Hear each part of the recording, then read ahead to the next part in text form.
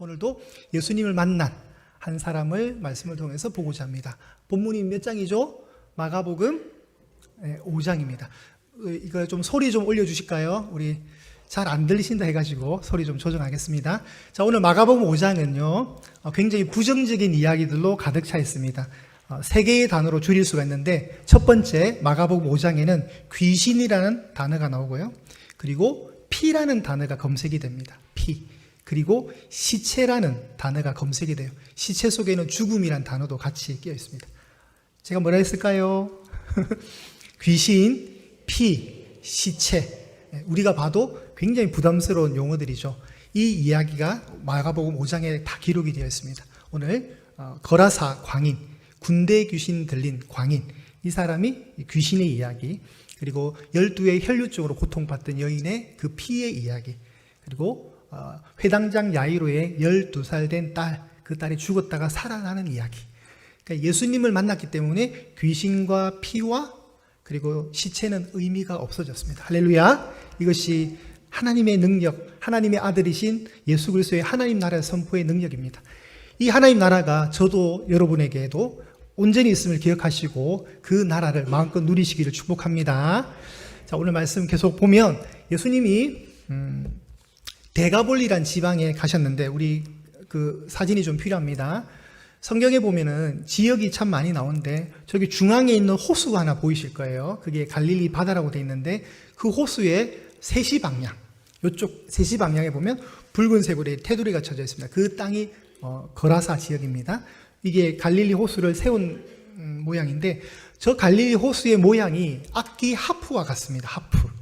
그래서 구약에는 그 하프라는 의미를 가진 긴네렛이라 했고요, 신약에 넘으면 누가복음 5장 1절에 게네사렛 호수라고 나옵니다. 그리고 요한복음 21장에 가면 예수님이 다시 제자들과 만나는 그 장면 속에 디베랴 호수라고 나옵니다. 그렇지만 마태나 마가는 이 호수가 워낙 크니까 유대인들은 바다를 제대로 본 적이 없어요. 광야를 늘 다녔잖아요. 그죠? 그러니까 이 호수를 보면서 엄청나게 크니까 이걸 이제 바다라고 얘기하는 거예요. 그래서 갈릴리 바다라고 해요. 저 둘레길로 이렇게 돌면은 약 52km에서 53km가 돼요. 그리고 그 지역에 200개의 마을들이 흩어져 있었고, 저 기준으로 볼 때 여러분 11시 있죠. 숫자 11시. 우리 시계 보면 숫자 11시 방향이 가버나움이에요. 가버나움. 그 가버나움에서 저기 동그라미 이렇게 기록이 되어 있는 이쪽이 이제 거라사 지역인데, 그 거라사 지역이 오늘 우리 본문에 보시면 5장 맨 끝절인 20절에 가보실까요? 20절에 지역의 명칭이 하나 나오는데 데가볼리라는 지역이 나옵니다. 혹시 안 나오는 성경책은 빨리 교체를 하시고 나오시면 확인을 하시기 바랍니다. 데가볼리. 자, 그러면 다시 앞그림을 한번 가주십시오. 예수님이 사셨던 그 동네는 주로 가버나움에 있는 갈릴리 그 바다를 이렇게 반으로 쫙 쪼갰을 때 통치 영역이 달라요. 그래서 이쪽 서쪽 방향은 이제 예수님이 사셨던 그 유대인들 지역, 유대인들이 함께 살았던 갈릴리 북부 지방이 되고요, 그 지방을 통치했던 왕은 헤롯 안티파스라는 왕이 그 영역을 통치했고, 저기 가시면 서쪽 방향에 동쪽 방향이죠. 자꾸 저 화면 보니까 제가 헷갈리네. 동쪽 방향 오른쪽에 가면 데가볼리라고 글자가 누워 있죠. 데가볼리. 그 데가볼리가 이제 어떤 뜻이냐면, 그리스 말로, 우리 신약 성경이 기록된 헬라 그리스 말로 데가가 데카라는 뜻, 10이라는 숫자의 뜻이에요. 데카. 그리고 볼리는 이제 우리가 번역을 저렇게 했기 때문에 좀 죄송한데, 폴리스라고, 도시를 우리가 폴리스라 했거든요. 그러니까 데카폴리스가 원래의 정식 명칭이에요. 그러니까 그 말은 뭐냐면 10개의 도시라는 뜻이에요. 10개의 도시인데, 이 지역에 오늘 성경에 보시면 우리가 읽지는 않았지만 11절에 짐승이 하나 나와요. 짐승이. 여러분도 저도 참 좋아하는 삼겹살의 주인공이 되는 돼지가 나오죠. 돼지. 유대인들은 돼지를 싫어하거든요. 근데 여기에 돼지가 나왔다는 말은 저 데가볼리가 유대인의 땅일까요? 이방인의 땅일까요? 이방인의 땅이라는 걸 알 수가 있어요. 실제로. 우리가 그 집 나간 탕자 이야기 아시죠? 둘째 아들 재산 받아 나가잖아요. 그 아들이 나중에 아버지 생각하고 집으로 돌아가려고 할 때, 그 돌아가고자 했던 그 당시에 어떤 일이 있었냐면, 돼지 쥐염 열매 보면서 우리 아버지 집에 돌아가야 되겠다 뭐 이런 얘기 하잖아요. 그러니까 돼지가 나온 그 지역에 그 친구가 갔다는 것은 그 친구가 이방 땅에 가서 돈을 흥청망청 재산을 다 날렸다는 뜻이 되는 거예요. 저 대가볼리로 이제 예수님이 가셨다는 거예요. 이방 땅에. 자, 이 본문이 어디서부터 추적해야 되냐면 우리 마가복음 앞장에 한번 가보실까요? 마가복음 4장 35절 말씀 한번 보시겠습니다. 마가복음 4장 35절에 예수님이 씨 뿌리는 비유를 다 하시고 나서 그날 날이 저물었습니다. 저녁 무렵에 이렇게 말씀하죠. 제자들에게 우리가 저편으로 건너가자 이런 말씀을 하시는 거예요. 저편으로 건너가자. 그래서 아까 그림에 보셨듯이 11시 방향에 가버나움이라는 도시에서 저기 3시 방향에 거라사라는 지역으로 갔는데 그 거라사의 큰 지명은 대가볼리가 되는 거예요. 대가볼리라는 지역에 10개의 도시가 있었는데 그 10개의 도시 중에 하나가 거라사라는 지역이었어요. 그러니까 우리가 경기도 이러면 포천도 있고 김포도 있고 뭐 수원도 있고 그렇잖아요. 그렇듯이 10개에 모여있는 이방인 도시, 특별히 유대 문화가 아니라 전혀 다른 이방 헬라 문화, 뭐 그 헬라의 그 막 신들 얘기 아시죠, 여러분? 그리스의 그 문화들이 딱 정착되어 있는. 그러나 결국은 누가 거대하게 통치하냐면 로마가 결국은 이렇게 주둔해서 통치하는 지역이었어요. 그 지역에 한 사람이 살았는데 광인입니다. 광인. 제가 오늘 이 설교 준비하다가 우리 박광희 집사님한테 좀 죄송한 마음도 들어요. 괜히 특정인을 언급해서 불편하게만. 그 광인이랑 아무 관계 없어요. 아무 관계 없습니다. 자, 이 광인의 어떤 상태, 말 그대로 2절에 나오듯이 더러운 귀신에 의해서 조종당하는 어둠의 영에 꽉 눌려가지고 기본적인 인간의 어떤 그 존엄성 자체도 없는 완전히 하나님의 형상이 파괴되어 있는 극도로 정말 비참하고 처참한, 성경을 제가 아무리 봐도 통틀어서 이 사람만큼 처참한 사람은 없습니다. 아무리 봐도 정말 인간 이하의 삶을 살아가는 이 사람, 그래서 광인이라고 합니다. 그 광자는 미칠 광, 정말 미친 사람이죠. 본인이 미치고 싶어서 미친 게 아니라 귀신이 그렇게, 악한 영이 그렇게 이 영혼을 통제를 하고 있었던 거죠. 그런데 또 다른 광인 누굽니까? 아니, 우리 박강희 집사님 말고요. 또 다른 광인 예수님이죠. 예수님. 빛의 근원이신, 빛을 가지고 오신 그 예수님이 이 광인을 만난 거예요. 그래서 광인과 광인의 만남인 거예요. 광인이 광인을 만난 거예요. 그럼 어떻게 될까요? 이 사람은 뒤에 내용 읽어보지 않더라도 어떻게 될까요? 여전히 그 삶을 살까요? 아니면 회복이 될까요? 회복이 됩니다. 왜 그렇죠? 예수님이 일부러 이 영혼 한 명 만나기 위해서 가신 거예요. 우리 이사야 65장 1절을 한번 보겠습니다. 모든 성경의 이야기들은요, 전부 다 성취의 관점에서 보셔야 돼요. 자, 나는 나를 구하지 아니하는 자들, 이방 땅입니다. 물음을 받으며 나를 찾지 아니한 자들에게 찾아냄이 되었으며 내 이름을 부르지 아니하던 나라에 내가 여기 있노라, 내가 여기 있노라 하였노라. 자, 공동번역, 우리 가톨릭과 기독교와 같이 쓰는 공동번역에 보면 나에게 빌지도 않던 자의 청까지도 나는 들어주었고 나를 찾지도 않던 자 또한 만나 주었다. 나의 이름을 부르지 않던 민족에게 나 여기 있다, 나 여기 있다고 말해 주었다. 조금 더 쉬운 번역입니다. 무슨 말이냐면 하나님을 찾지도 않는 그곳에 하나님이 가신다는 거예요. 자, 예수님이 지금 유대 지역을 떠나서 배를 타고 이상하게 의도하신 대로, 그러니까 이상한 땅, 하나님을 구하지 않는 전혀 이방인들의 그 색채가 가득한 대가볼리란 지방의 거라사 지역에 가셨다는 거예요. 한 영혼을 만나기 위해서. 이 영혼 여러분 참 딱한 영혼입니다. 그런데 예수님에게는 딱 한 사람이었던 거예요. 딱한 영혼이지만 딱 한 사람, 그 사람을 만나기 위해서 배를 타고 가신 겁니다. 가셔서 그 더러운 귀신 들린 사람이 어떤 모습으로 있는가를 보게 되는데 그 사람은 무덤 사이에서 나와서 예수님을 만납니다. 그 사람은 무덤에 집을 짓고 무덤이 집이었습니다. 거처를 삼고 살았습니다. 통제될 수 없는 바락들. 그래서 그 사람은 쇠사슬에도 묶여봤고 쇠고랑에도 묶여봤습니다. 그러나 성경에 보면 그 고랑과 쇠사슬을 끊고 깨뜨렸다고 나옵니다. 여러분, 우리나라는 무덤이 이렇게 평명한 땅에 이렇게 도물 쌓듯이 쌓잖아요. 유대인들은 돌을 파서 무덤을 만듭니다.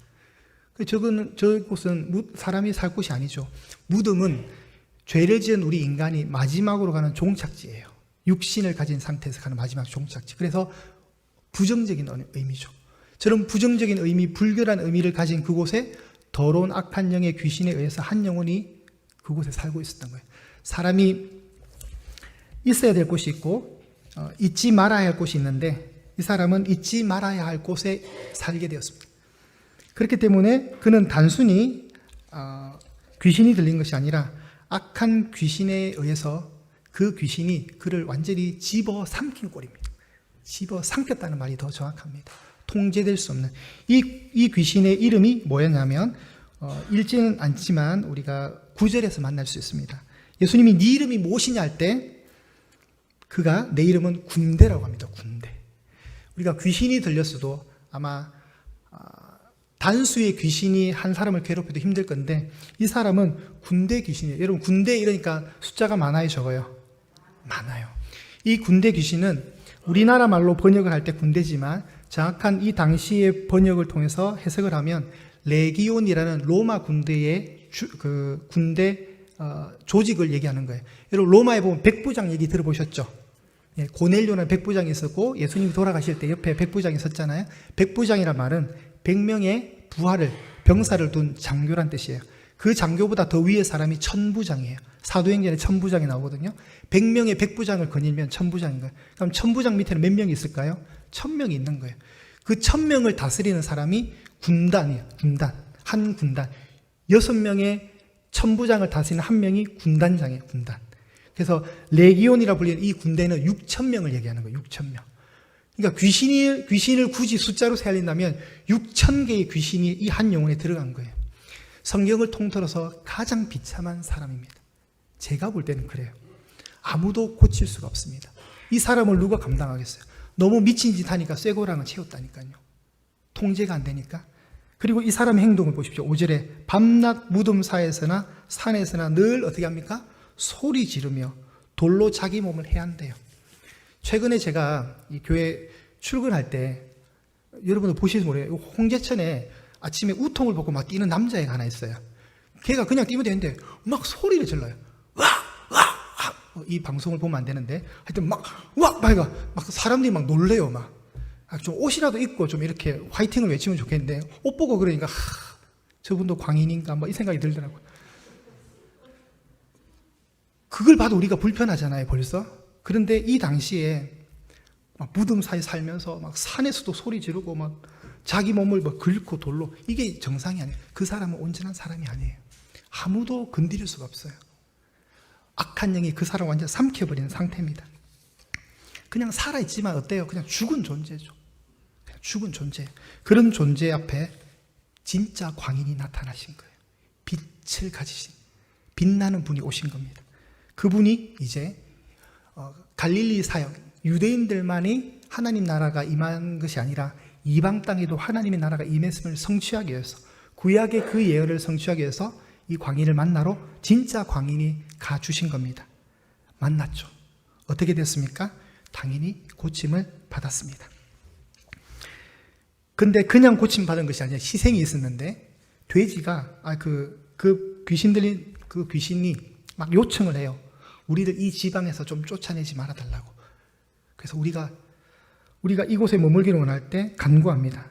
그런데 마침 11절에 보시면 돼지의 큰 떼가 산 곁에서 먹고 있는 게 보입니다. 그래서 간구하죠. 우리가 돼지에게로 들어가겠다. 귀신이 돼지한테 들어간 거예요. 그 돼지는 그럼 온전한 돼지일까요? 네. 죄송하지만 삼겹살로 먹을 수 없습니다. 그냥 바다에 다 그냥 다이빙 하는 거예요. 아마 정상적인 돼지면 저렇게 안 할 거죠. 그죠? 근데 악한 영이 들어가니까 저렇게 된 겁니다. 귀신이 몰살 당한 겁니다. 이 통제받지 못한 영혼 앞에 빛 대신 예수님이 딱 오니까 이미 게임이 딱 끝난 거죠. 엄청난 악한 영의 그 어둠의 권세에 눌려있던 저 사람을 그보다 더 큰 권세와 어마어마한 만유의 주가 되시는 만왕의 왕이 되신 분께서 오셔서 이 영혼을 치유를 해 주신 거죠. 자, 그 사람은 15절 말씀해 보시면 이제 귀신으로부터 자유케 되었고 정신이 온전하게 들면서 옷을 입고 정신이 온전한 모습으로 앉아 있었다고 성경이 말해주고 있습니다. 고침을 받은 겁니다. 예수님 때문에. 할렐루야. 이런 은혜가 우리에게도 있으면 참 좋겠습니다. 자, 온전하게 되었습니다. 그런데 또 하나 문제는 뭐냐면 그 마을 사람들의 반응이었다는 거죠. 우리가 본문을 다 보진 않았지만 그냥 5장 1절에서 20절까지 내용을 딱 보면 마을 사람들은 이 귀신 들린 사람을 참 통제하고 싶었는데 통제되지도 못했고 정말 불쌍하다, 혀를 차면서 안타까워했을 거예요. 근데 예수님 때문에 이 사람이 고침을 받았어요. 기적이 일어난 거죠. 고침을 받았는데 고침받은 그 사람을 보면서 축하해주고 그동안 너 참 안타깝게 살았는데 이제 새로운 삶을 살기를 바란다, 축복하면서 격려해 줄 수 있는데 어떤 반응이 있을까요? 두려움이 왔습니다. 왜요? 두 가지 때문에 두려웠는데 돼지가 그렇게 죽는 모습을 보면서도 두려웠고 이 온전한 모습으로 앉아있는 이 상태에 그 온전한 일을 해주신 그 예수님 보면서 두려운 마음이 들었던 거예요. 그래서 그들이 와서 하는 말이 17절에 하는 말이 뭐냐면 이 지방에서 제발 나가달라는 거예요. 우리 당신 필요 없다. 나가세요. 나가세요. 나가세요. 제발 좀 우리 눈에 사라지세요. 왜요? 왜 그랬을까요? 자기들도 피해를 볼까봐. 자기가 키우는 돼지도 피해를 볼까봐. 여러분 돼지 한 마리가 요새 얼마 하는지 아실까요? 잘 모르겠어요. 잘 모르게 한 40만 원 하면 2,000마리가 죽었으니까 얼마죠? 8억. 50만 원 하면 10억이에요. 10억. 그죠? 만약에 여러분이 눈앞에서 10억이 날아갔어요. 그러면 그 10억 날아가게 한 사람 좋아하겠어요? 여러분? 10억이 날아간 거예요. 그러니까 재수 없는 거예요. 예수님이 그냥 꺼져라는 거예요. 나가달라는 거예요. 간척을 합니다. 그렇게 할 때 18절과 19절과 20절에 보시면 이 회복이 된 광인, 이 회복이 되었던 사람이 예수님께 와서 함께 있기를 원해요. 그런데 예수님이 함께 있는 것을 거절하시고 집으로 돌려보내시면서 사명을 주십니다. 우리 19절 말씀 크게 한번 읽어보겠습니다. 시작. 허락하지 아니하시고 그에게 이르시되 집으로 돌아가 주께서 내게 어떻게 큰 일을 행하사 너를 불쌍히 여기신 것을 내 가족에게 알리라 하시니. 아멘.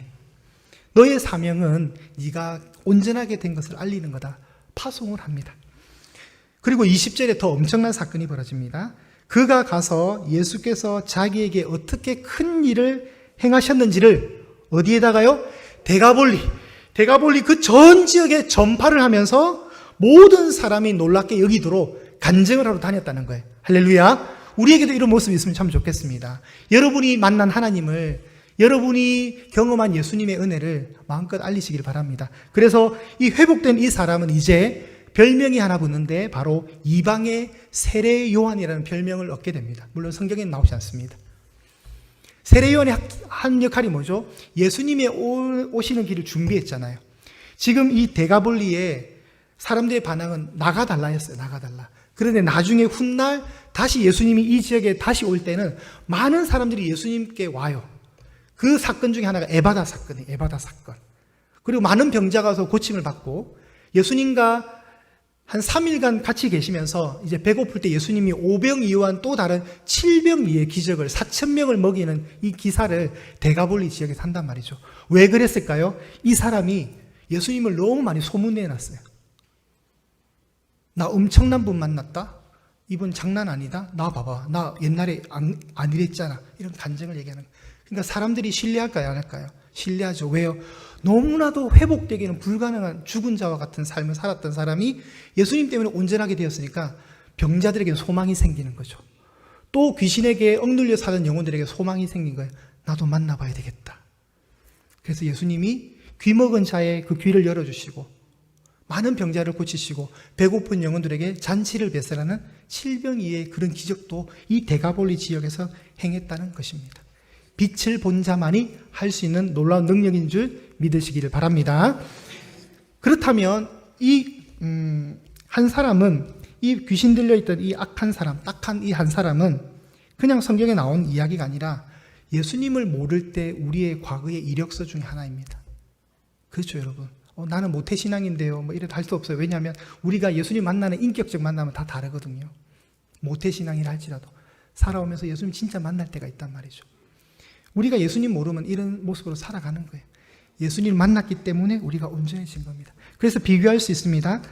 사탄의 영에 의해서 사탄의 통치 아래 있는 인간의 모습은 여러분 말 그대로 4절과 5절입니다. 4절과 5절. 4절과 5절에 이 사람의 과거 행동이 나오는 거죠. 제어할 수 없는 사탄의 통치 아래 있는 어두운 인간의 모습을 발견할 수 있는 것이고, 이제 그와 반대로 하나님 나라의 통치 아래에 있는 사람의 모습은 15절의 말씀인 거예요. 어떻게 나와 있습니까? 옷을 입고 정신이 온전한 모습으로 있는 이 모습, 이것이 바로 하나님의 나라의 통치를 받는 사람의 모습입니다. 저도 여러분도 이런 모습으로 있기를 소망합니다. 그런 모습으로 있기 때문에 우리가 예배할 수 있는 것이죠. 좀 옛날 얘기지만 과거에 강남의 일원동에 미랄학교라는 장애인 특수학교를 만들려고 했습니다. 지금 있죠, 실제로. 그 다음 그림에 보시면 기사에 주민들의 반대에 많이 부딪혔습니다. 우리에게 지금 필요한 것은 국민학교를 더 세우는 것이라고 했습니다. 국민학교. 맞죠? 이제 여러분 조금만 참으시면 큰 스크린 들어올 거예요. 이제 글자가 잘 보일 겁니다. 사람들이 반대했습니다. 우리 지역에 이런 좀 혐오시설 같은 장애인 학교는 필요 없다.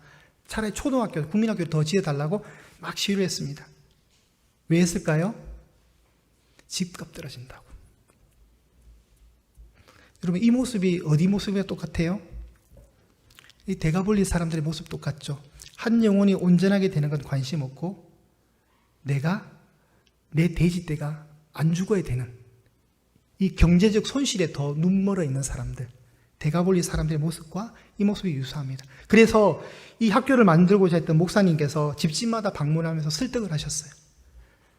그런데 그 설득하는 집을 방문할 때마다 반복해서 만나는 장면, 권사 취임패, 주일학교 모범 교사 상패. 이 무슨 말일까요? 물론 안 믿는 사람도 있었지만 다수의 믿는 가정에 이렇게 기독교인임을 드러내는 가정에도 이분들이 엄청나게 많이 반대를 했다는 거예요. 집값 떨어진다고. 신앙이 경제 논리 앞에서 처참하게 무너지는 상황이었습니다. 이분이 그래서 간증하셨죠. 이런 일이 있었다고. 그 다음 그림 보면 더 좋은 그림이 나옵니다. 지금 잘 지어서 저도 한번 가봤는데 굉장히 시스템이 잘 돼 있더라고요. 근데 저 학교가 들어서기까지 그런 반대의 부딪힘이 있었습니다. 어쨌든 우리 그리스도인들이 대가볼리의 사람들처럼, 특히 우리 예양의 성도님들이 대가볼리의 사람들처럼 저렇게 안 돼야 됩니다. 예수님이 주신 마음은 한 영혼에 대한 집중입니다. 한 영혼이 회복되는 거. 내가 손해보더라도, 내가 집값 떨어지더라도 저런 학교가 들어오는 것이 하나님의 뜻이겠죠. 왜냐하면 하나님은 저런 사회적 약자를 위해서 항상 배려하시는 분이거든요. 구약의 우리 하나님 보시면 고아와 과부와 객, 나그네를 항상 보호하라고 그렇게 보호해 주신 하나님이시고요. 우리 주보에 보시면 요양교회 3대 사역이 나옵니다. 이 3대 사역은 제가 만든 것이 아니라 예수님이 이 땅에 오셔서 하신 사역입니다. 그 세 번째 사역이 하냐면 교육과 전도에 이어서 병든 세상을 치유하는 겁니다. 이것이 교회의 사명이라는 것이죠. 예양교회는 다른 거 따라할 거 없습니다. 그냥 예수님이 하셨던 이 3대 사역 따라하면 되는 겁니다. 저희가 주님이 부르시는 그날까지 예양교회가 이 땅 가운데 홍제동 가운데 세워져 있다면 저희는 이 3대 역할을 잘하면 됩니다. 다른 거 뭐 할 수도 있지만 다른 것도 다 이 3대 사역 안에 다 들어가는 거예요. 알고 보면. 여러분 안에 한 영혼의 더 회복과 한 영혼이 더 새롭게 되는 것을 볼 수 있는 안목이 있기를 소망합니다. 이것이 정말 빛을 만난 자의 올바른 행동입니다. 지금 이제 이 광인은 예수님을 만났습니다. 진짜 빛된 분을 만났죠. 그는 정말 영광의 주님을 보았습니다. 내 눈 주의 영광을 보네. 정말 그런 겁니다. 그 광인이 진짜 빛을 가지신 분의 영광을 본 겁니다. 사랑하는 여러분, 이것으로 끝나는 것이 아니라 우리도 그분의 영광, 빛이신 예수님의 영광을 사모하셔야 됩니다. 예양교회도, 그리고 예양교회가 드리는 이 예배에 있어서도 늘 주의 영광으로 가득하는 은혜가 있어야 됩니다. 우리가 마지막 찬송 부르시면서 우리에게 그 빛을 주신 하나님의 그 영광을 한번 같이 공감했으면 참 좋겠습니다. 함께 찬양합니다. 주의 영광 이곳에